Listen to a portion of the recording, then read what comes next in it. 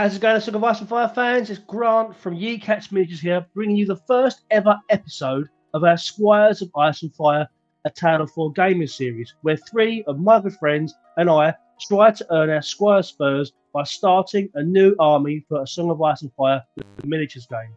So what is the series all about? Well, Knights of Summer? Let me explain.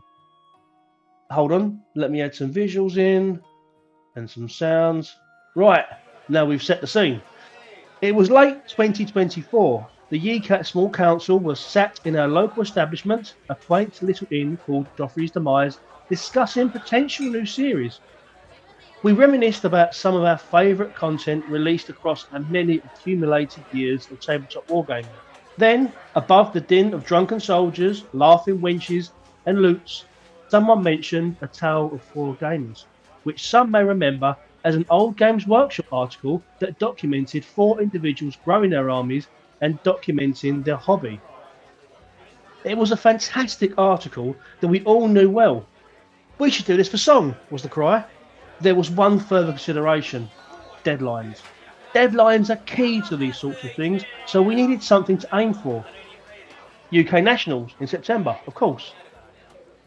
That would give us 8 months to complete these armies at a comfortable pace. That was it. We leapt from the table and convened the small council to discuss. Squires of Ice and Fire was born. So what happened next? Well, we all went away and mulled over our options and made a decision. We have now pre-selected a starter set from a faction that we don't normally play. And I'll be setting out some challenges that the lads must complete by the end of the month. And after the first month, we will be allowed to add another box to our armoury, and it builds that way. This will not be limited to army building. We will also be documenting our painting. We have all chosen to try some new techniques and styles, which we will be discussing and showing on screen. And so there we have it. We'd love for you all to take part as well, and you can do this by taking part in the conversation, guiding our purchases and decision making, or giving us painting tips, or indeed by grabbing a starter set you've always wanted and building along with us. Whatever your input, please comment on our social medias with the hashtag Squires of Ice and Fire, or if you'd rather keep it personal and send stuff to put on screen, you can submit that to gravelbox@gmail.com, and I'll put that email address in the description below. So without further delay, let's get started on our journey. Let's introduce our squires. First up, I'll bring in Karl. How's things going, Karl? Not bad, thanks, matey. How are you? Living a dream, mate. Living a dream. So obviously, yeah, you're joining us as one of our squires on this. So we're going to just introduce you a little bit before we get stuck into the meat of it all. So how long have you been playing the Song of Ice and Fire? Oh, blimey. So I took up Song not long after we came out of COVID lockdown. Decided I wanted to get back into tabletop wargaming, and Song was actually the first intro game that was given to me at the bunker. So here I am now, 4 years down the line, still playing. Oh, so you actually started playing it at the bunker? Yes, yep, started it. Oh, wow. And yeah, it was one of the club members brought the OG starter set, Lannister Starks, got me rolling. Awesome. So obviously we won't get into what you play at the minute, but what's your main faction prior to Squires of Ice and Fire? What you've been playing the most? Well, I've been through quite a few factions. So, Starks being my first faction, then moving on to Martells. Dabbled in Lannisters for a little bit, run Neutrals, Night's Watch, my latest faction. So yeah, I've decided to go for a whole new faction this time round. So your first foray into tabletop wargaming, or was you playing other stuff before that? No, so despite my youthful looks, matey, I've been in tabletop wargaming for many, many years. I actually got introduced to Warhammer Fantasy Battle when I was a young prepubescent kid, and it was the cardboard sort of chariots with Grom the Paunch and the Eltharion models on. So that was my first entry into wargaming. That escalated into 40k in Mordheim, bit of Necromunda, and then I took a sabbatical from it probably at about the age of 17 up until about the age of 27. Was that to work on your love life, or? Well, that was a wasted decade if that was the reason. But no, it was a career that got in the way of just me having any sort of social life and hobby life. So, yeah, no longer in that career path. So, yeah, more time to games. So, for as long as I've known you, you've always played songs. So, what is it that that you enjoy about playing A Song of Ice and Fire, and what sort of kept you playing it for so long? So for me, I love the IP. I love A Song of Ice and Fire. I quite enjoy rank and flank games, and I think the thing that keeps me going on this is the frequent updates. There's always something new, always something to try out when they drop the updates.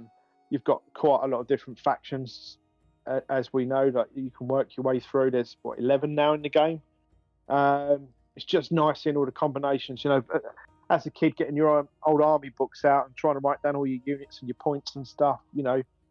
It's a similar sort of thrill, like theory crafting and then trying it on the tabletop. Yeah, I really enjoy that. Yeah. Oh, cool. So just for the people out there, obviously everyone in the Squires of Ice Fire is sort of part of the Yecats crew. So what is it you do for Yecats? What apart from being like your counsellor? You're my Grand Maester.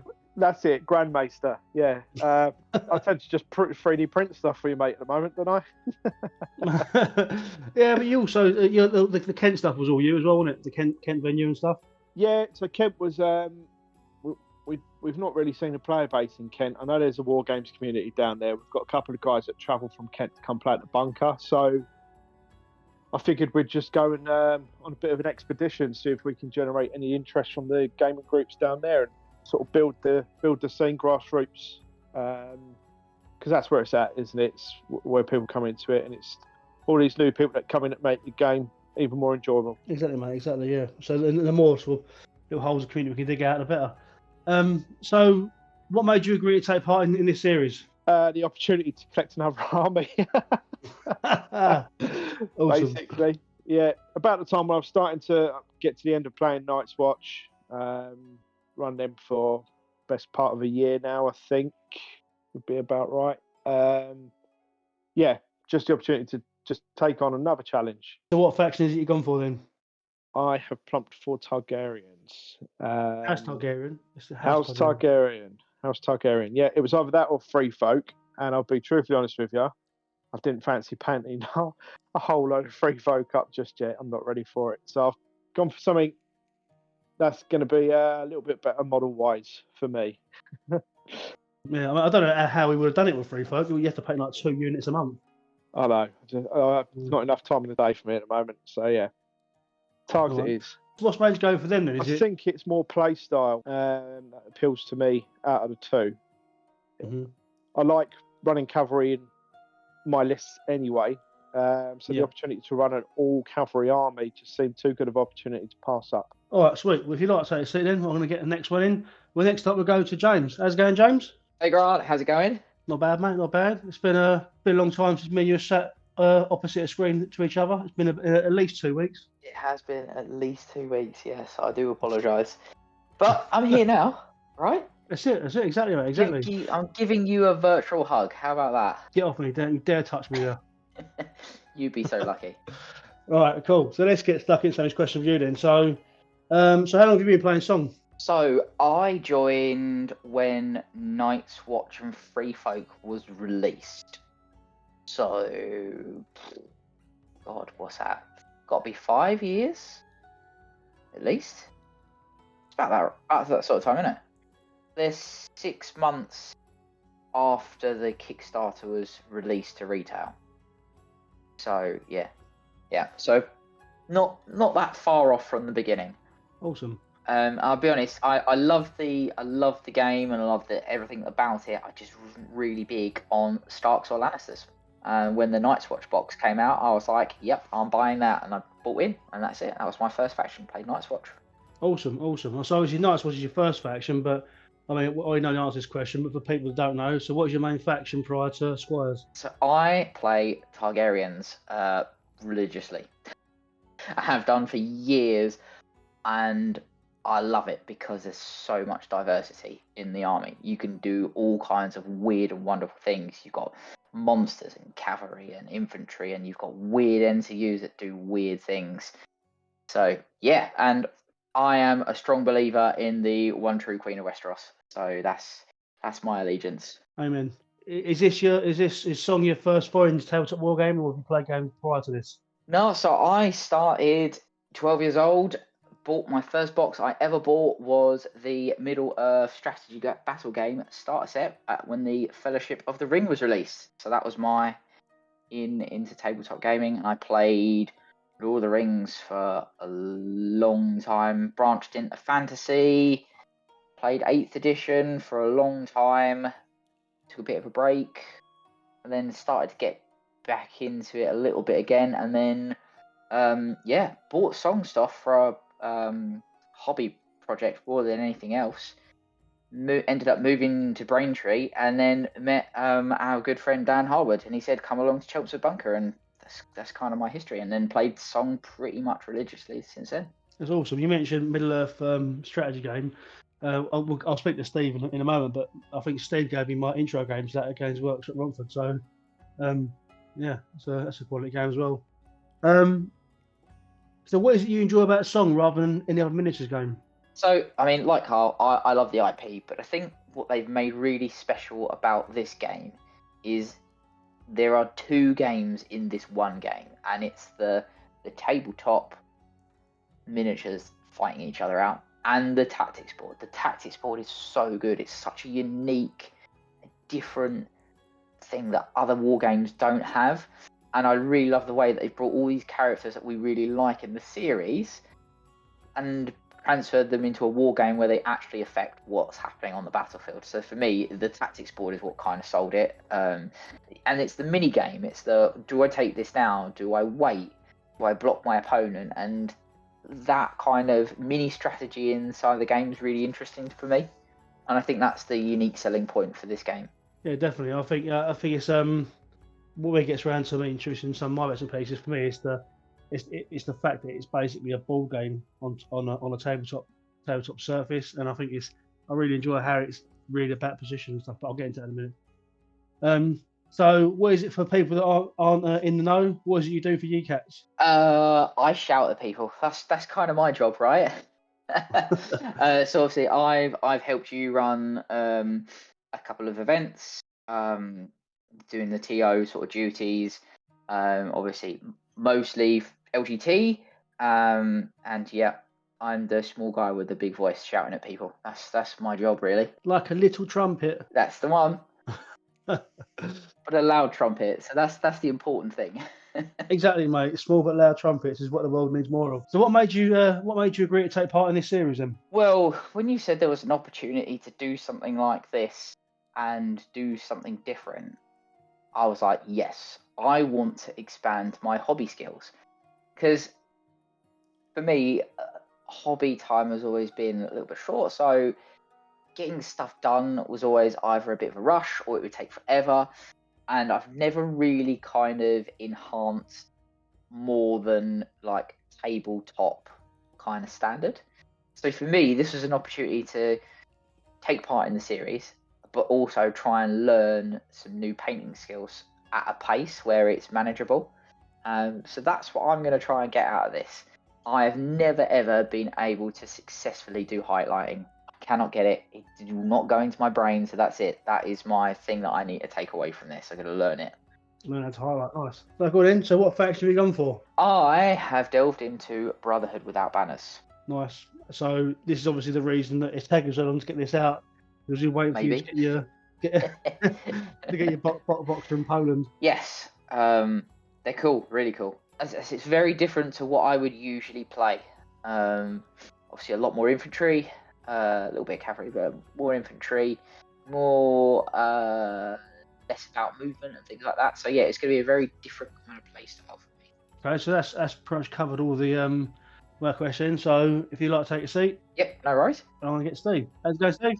I'm alright, mate. How's you? Living the dream, mate. Living the dream. Always. Chatting with Karl and James. Pretty sweet, isn't it? Yeah, and now you're stuck with me. Yeah, I mean, yeah, I'm right. I'm okay with that for now. Okay, good. So obviously we go way back. Way back. But I like some of his questions. So yeah, so you did actually give me my intro game to Fellowship of the Ring, as it was called at the time, right? Yeah, it was. And for everybody, I apologise for bringing Grant into the tabletop wargaming world. It's all my fault. How dare you? Right. So, let's get into the question because you're boring the f***ing life out of me now. Well, how long have you been playing Squires of Ice and Fire?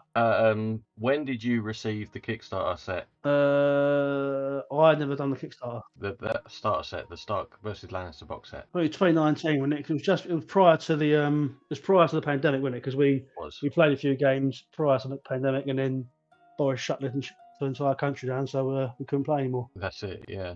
So I remember the first games we played was using Starks versus Lannisters. You obviously had Starks, and yeah, it was a very different game than it is now. Yeah, the panic tests being magnified by.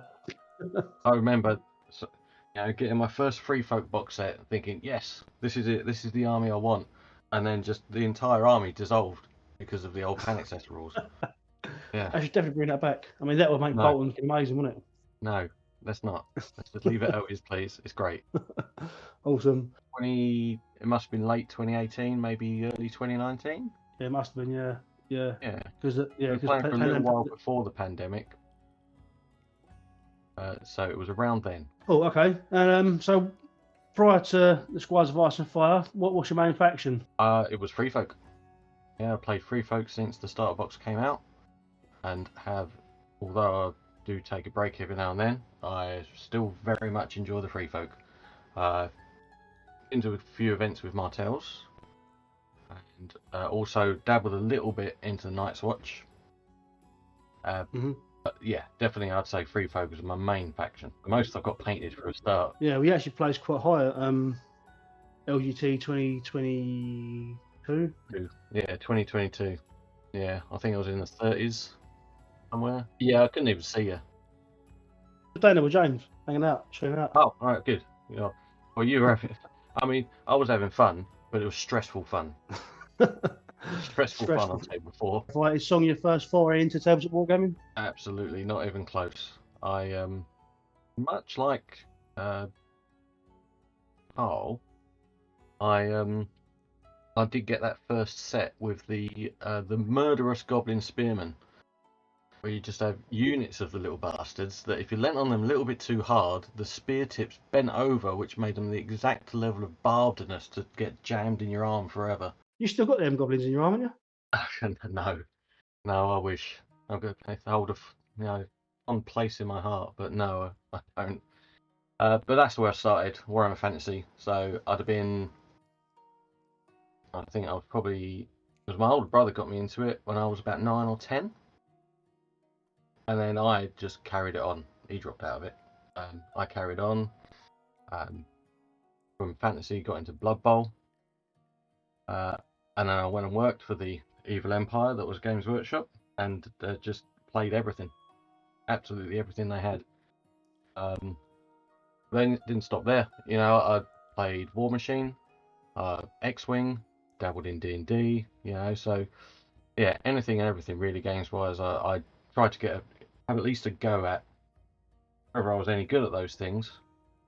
I don't know. I used to be alright at Warhammer, but that's, I was mainlining that at the time.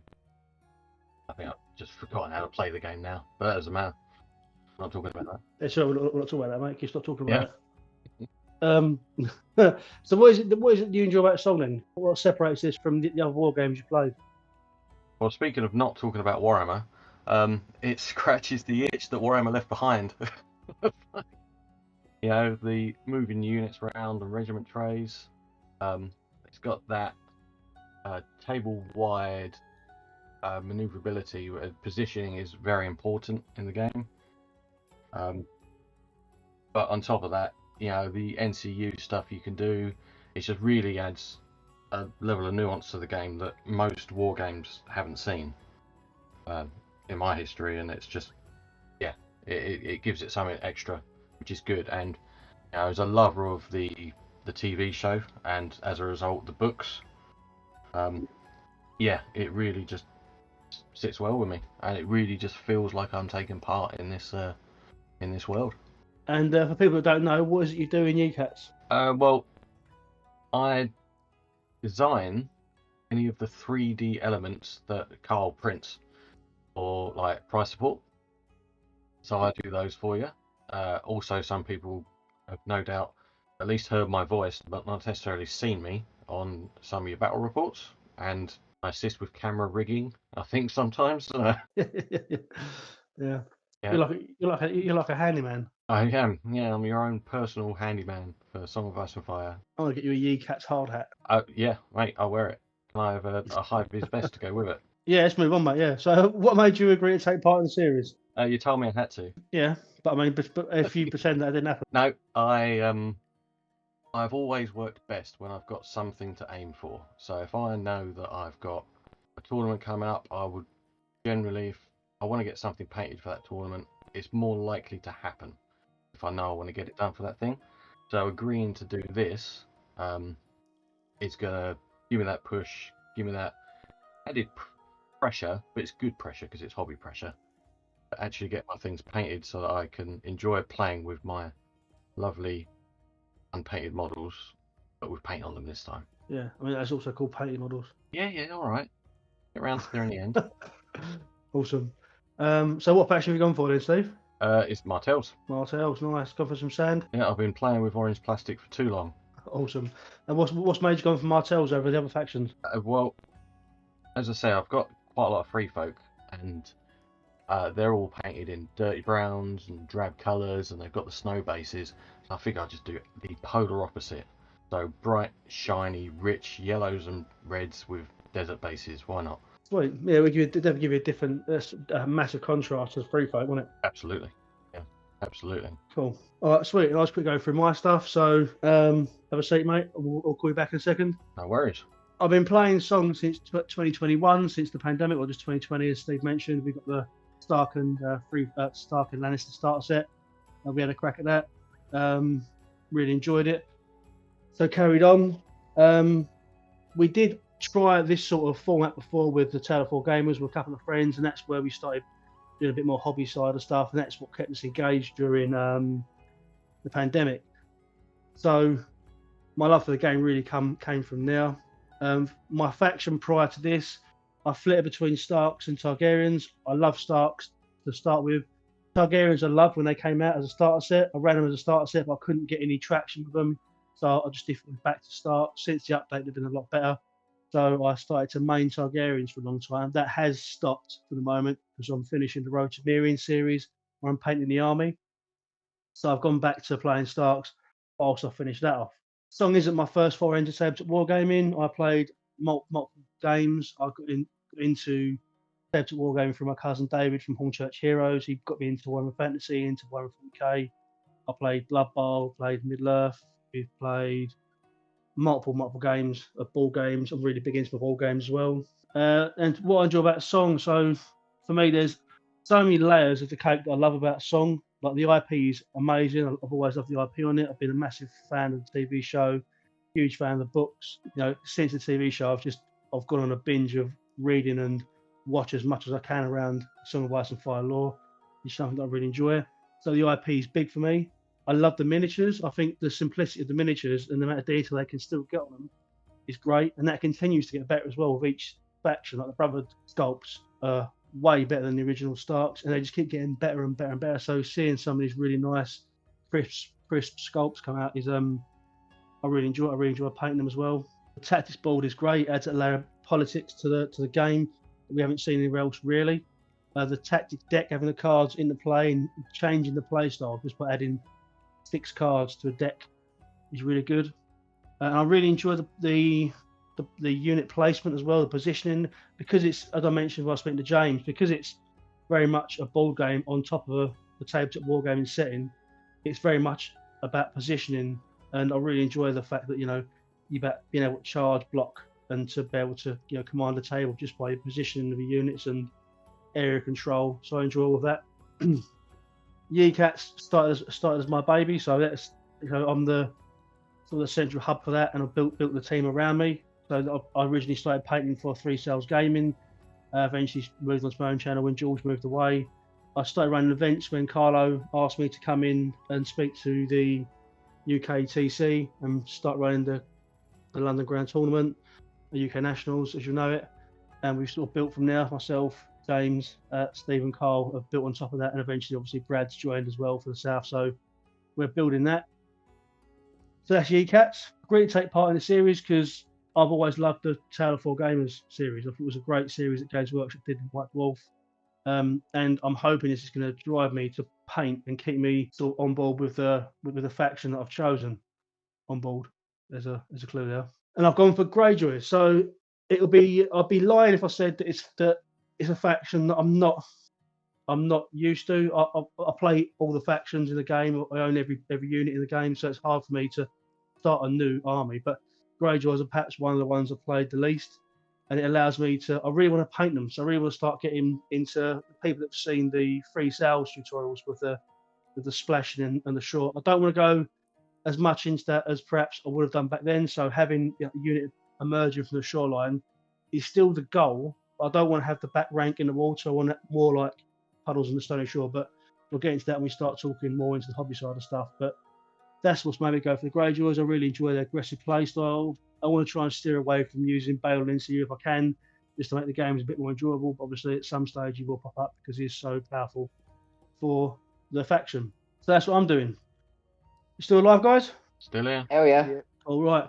So we'll get into I started to talk about hobby there, and so I'll just finish off that bit. So if we just enter into a general discussion now, because I want to get into your heads about what it is you're looking to do hobby-wise. So for me, I want to sort of restart and do the splashing water effects and stuff for the Greyjoys, and I think what I'm going to look to do is like a stony shore vibe. So I'm going to go for dark greys.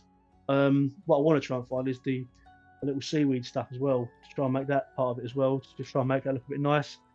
But I think, I want to paint it dark. I want to keep it nice and dark, really dark greens and stuff, to try and keep it looking quite Greyjoy. But I'm wondering, what do you guys think about adding some like lighter colours into it? Like, imagine like Reavers with like bleached bone under tab bars, stuff like that, just to try and make it look a bit dirty, to give a bit of contrast. Yeah, that'd be quite cool, especially if you dirty them up a little bit, because they definitely wouldn't be clean, would they?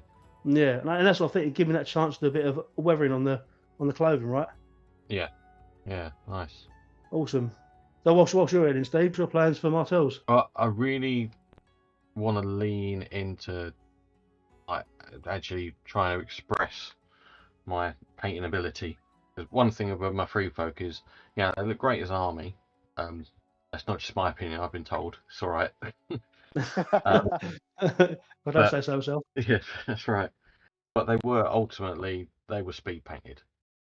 They were done with a series of dry brushing and washing, get them quickly, get them done and on the table. And the colour scheme of them, just being able to do those dirty browns and blacks and greys and stuff, it really lends themselves to getting done in that way.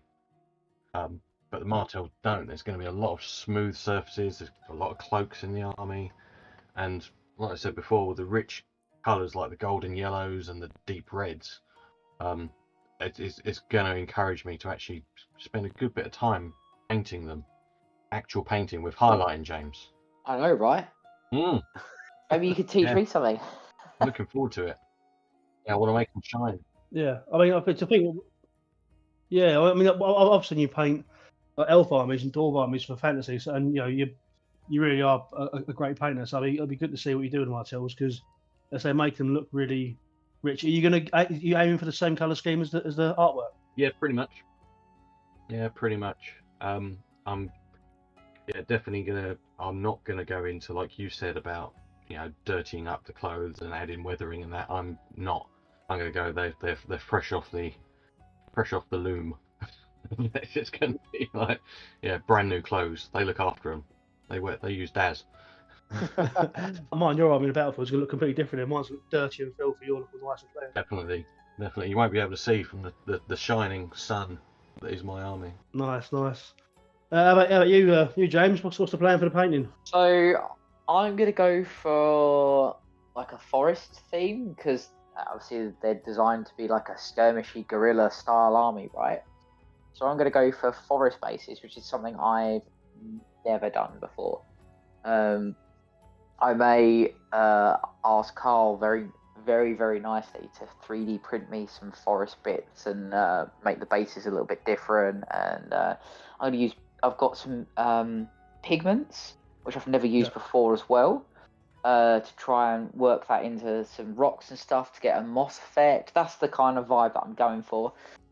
Ultimately, they're a ragtag bunch of Westerosi guys, so I suppose there's going to be quite a lot of browns and greens is where I'm going to kind of go, like camo-y colours, and then contrast that up with some. I'm going to try and maybe freehand some law symbols, so add some oranges and stuff like that into it. So I'm going to do lots of different things as I try and learn some new hobby skills. And with the with the leaves and stuff, like, are you gonna do like fresh green leaves, or are you gonna go for autumn style like leaves with like your reds and the oranges and stuff? No, I'm gonna try and focus on greens and browns because I want to make the models greens and browns. So I would like the models to kind of blend in a little bit with the basing, so it does give a kind of. I'm going for like the guerrilla warfare style army. Yeah. So yeah, I'm not going to go with the orange and burnt leaf tired of drop leaves. I've got some brown drop leaves and I've got some green foliage and I've got a couple of flowers and bits and pieces like that as well. Awesome. And when you say like 3D printed stuff, you can look in to put like tree stumps and things like that in there. Yeah, tree stumps, different kind of rocks. On my travels, I managed to find a pack of woodland critters. So I've got like rabbits and squirrels and weird stuff like that. So they might feature here and there. What, actual squirrels? Yeah. Fucking hell, I'll be honest with you, mate. I don't know how happy I'm gonna be having a fucking fight against your army with you throwing fucking actual squirrels at me. It's not the squirrels you've got to worry about. It's the acorns. Yeah, for me, this was an opportunity just to try different skills and learn some new stuff. So maybe I might try some wet blending and like stuff that I've never done ever done before or ever attempted. So we'll see how it goes. Yeah, awesome. Yeah, and we'll have to the reason we're doing it all together, you know, we need to have a chat and stuff and talk through some bits of pieces. I'm happy to give advice. Steve is obviously a great painter as well. Karl's great at selling stuff and painting as well. So it's if you need some tips and stuff, we're happy to give you some tips. I think. Yeah, definitely. So we go back to yours, Steve. Sorry, mate. So what are you doing with your basin? Are you going back to the sand basin, or what's your plan? Probably going to go more of cracked earth.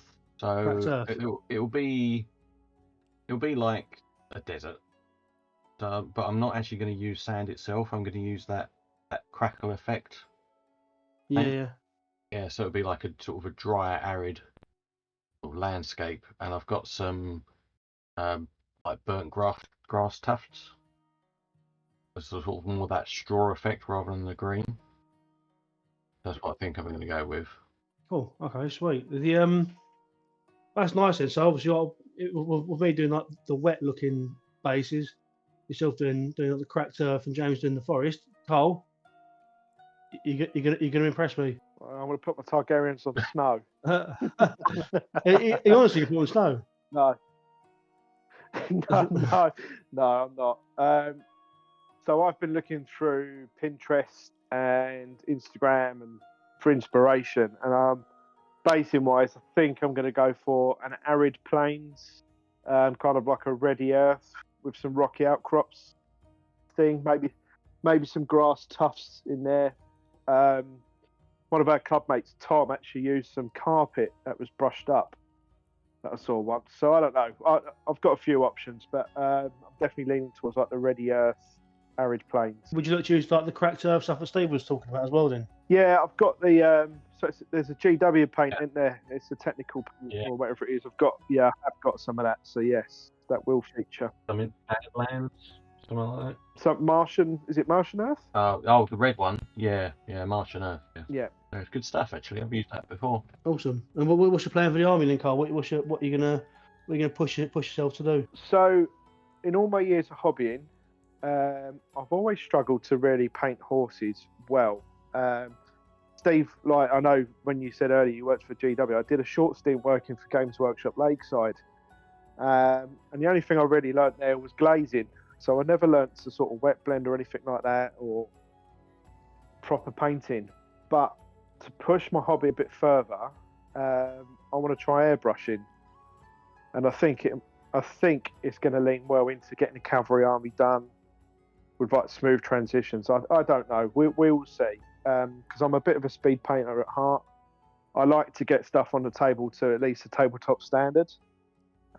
When contrast paints came out, it was like a godsend because it meant I could do stuff quickly and they were ready to play. So yeah, I'm thinking an airbrush is going to add another dimension to sort of my painting standards, and then obviously do something a bit decent with the bases, other than sticking sand on it and then spray painting it to seal it all in, which is a standard basing for me. So I've got plans, mate. Yeah, it's cost me a bit of money to buy an airbrush compressor and some Vallejo model air paints, but it's an investment as far as I see it. So If it works for you, game changer.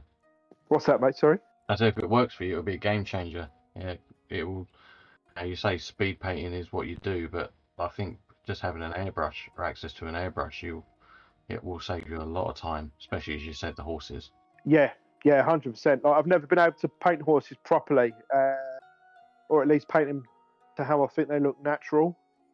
And I watched your video with Lewis the other day, Grant, and obviously the way he's painted his horses, and they looked really natural. I've not got the patience for wet blending, so I'm hoping the airbrush is going to be my tool in the arsenal for that. So I did do a tutorial on painting horses with airbrushes.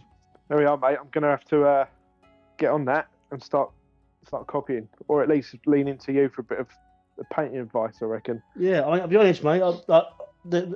Using an airbrush to paint horses is an absolute game changer, as Steve says. I think I was never able to paint horses naturally with a paintbrush, but when I used the airbrush, it made it so much easier, because not only did you get those really nice natural blends, but you also get like doing the socks and the fades on the socks of the horses on the nose as well. You get some really nice colours just by using the airbrush and that. Yeah, it is a bit of a it's a test it and see sort of thing with airbrush. So you're going to make mistakes, I think, to start with, but I will definitely say soldier on with it, because the end results, once you've got your head around it, they're a definitely decent bit of kit. Yeah, I mean, so when we were talking about doing this series, I actually started buying up loads of Targaryens. So I've actually got loads of models that can use as test models. So maybe, mate, I'll actually come round to yours one day and we go through it in person, if you don't mind. But yeah, we'll do that. It's not a problem at all, mate. Yeah, we can do that. Yeah, teach us up. Yep. Okay, so has anyone else got anything to add about the hobby side that they want to do that they've not mentioned yet? I don't think so, mate. No, good. No, I've covered it off for me. Yeah, all good. Cool, sweet, right. So that's basically the outline of it. So I mentioned the intro, but I'll mention it again now. We're starting this by taking a starter set, purely a starter set to start with. That's what it's called, a starter set. Starter.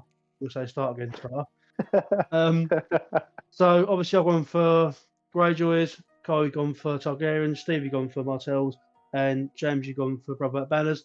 So for next episode, we're choosing one unit, one commander, and one NCU from the starter box.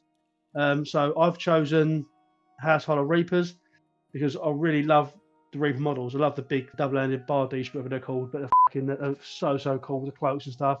So much movement in the miniatures. And I think they're a great unit for a House Greyjoy as well. I'll definitely be using them, so I figure I'm going to paint them.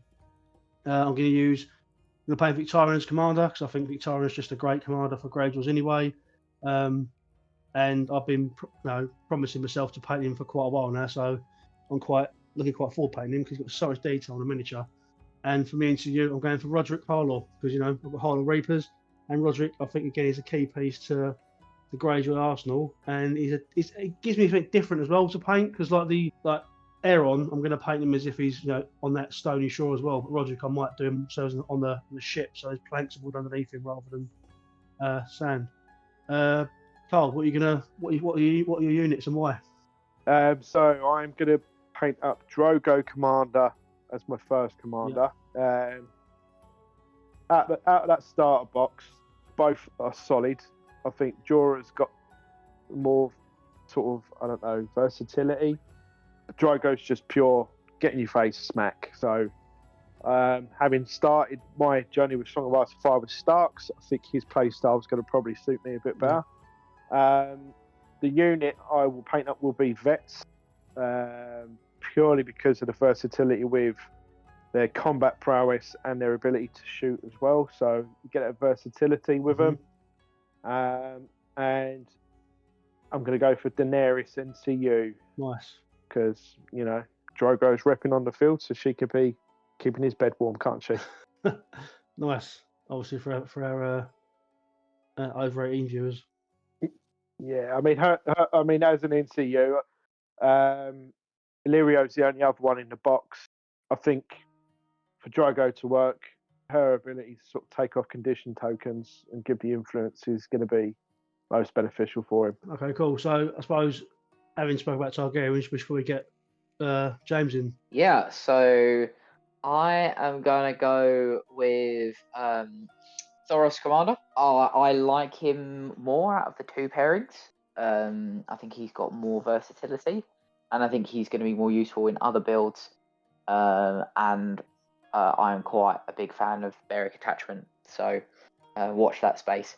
So yeah, he's going to be my commander. Yeah. I'm actually, you guys have gone elite. I'm going to go the other direction, and I'm going to paint a unit of peasants first. Oh, nice. And the reason I'm going to do a unit of peasants first is because they've got a lot of cloth and a lot of clothing. You've got bags and belts and stuff like that. This is going to be the first opportunity for me to learn to highlight cloth and clothing and stuff like that before I paint like an elite unit. So I want to get a bit of my skill built up on those guys, which die in droves, first, before I tackle something a bit more, maybe more intricate. Yeah. And then I'm going to paint the ghost, the little old lady, as my NCU choice. Nice. So you've really gone for, like, well, to be fair, there's not really any brightly colourful units in the starter set for Brotherhood, is there? They're all pretty peasant-y. Yeah, pretty much. I think the only ones we might be able to do a little bit more with are the Brotherhood archers.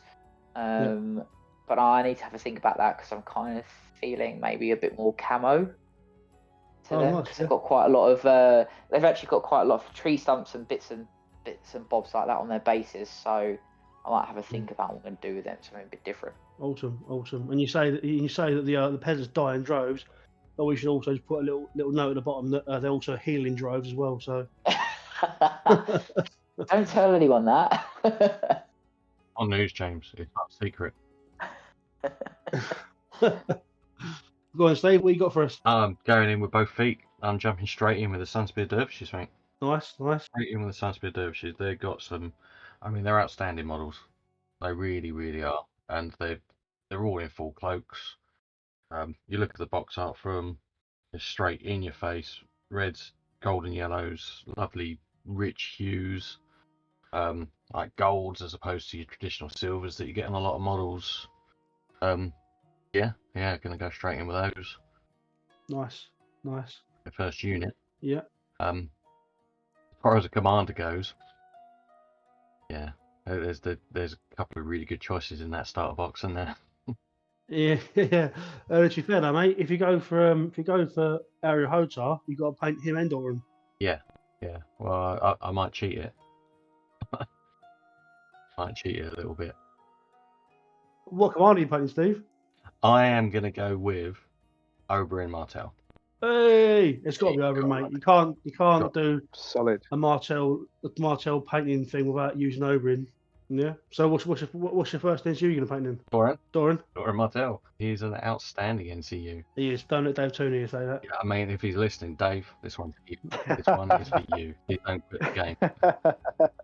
Nice. Yeah. I mean, that's fair enough. We to paint both commanders here, so we'll have to find something special for you to do later down the line when we get around to painting our second commanders in. Well, I've got to paint Ario. He's like painting another commander, right? Yeah, in fairness, yeah. He's spot on. Yeah. Come out like that. Hitting you with some truth bombs. I've been smashing with the IP. Cool. So that's what we're painting first. That'll be interesting to see how that goes. We've got till the end of this month to get those painted. Next up, we've got to build a 30-point list. We did discuss this in our chat as to the best way of sort of playing with the faction as well. James also mentioned that some the Greyjoys can't actually get to 40 points with just the starter set. So we're going to just look at building some 30-point lists from the starter set and play one game this month. So you guys got to go away and build these lists now. I'm not asking you to build a list on the spot. But next month we'll just talk about what the list you've chosen and how we found their play style and what we liked and disliked. And so that's the whole point of it, is to grow together. Cool. All right. So yeah, you guys go forth then, reconvene next month, get some games in and discuss what we're doing. Make sure you take loads of videos and pictures and stuff of what you're doing so we can show people on the next episode, which I'm sure that they can't wait to see. And hopefully people send in their stuff so we can check out what they're doing as well. Yeah, it'd be nice. It'd be good to see other people come on the journey as well. Like if anyone was familiar with A Tale of Four Gamers with GW, it was a great series. Great series. So yeah, being able to take part and just build an army from scratch and go on that journey, that's what it's all about. So yeah, it'd be good if the community jump on board as well. It'd be good to see. Yeah, 100%. I mean, I mentioned in the intro that obviously the goal for us is to get these painted for UK Nationals this year. So it was 8 months to paint the army. So it'd be really cool. What would be amazing if people were submitting stuff to us, joining in the conversations in the comment section, the social medias, and then you come UK Nationals, we get to see these armies in their final stage and be able to sort of may even do an episode at UK Nationals where we sort of close the series off at that point. That'd be really cool. Yeah. Good. Yeah, it would be. Good finale. Yeah. Sweet. All right, guys. Right. You take care then, and I'll catch you soon. Laters. Cool. Cheers. Thanks for having us. Cheers, mate. See you later.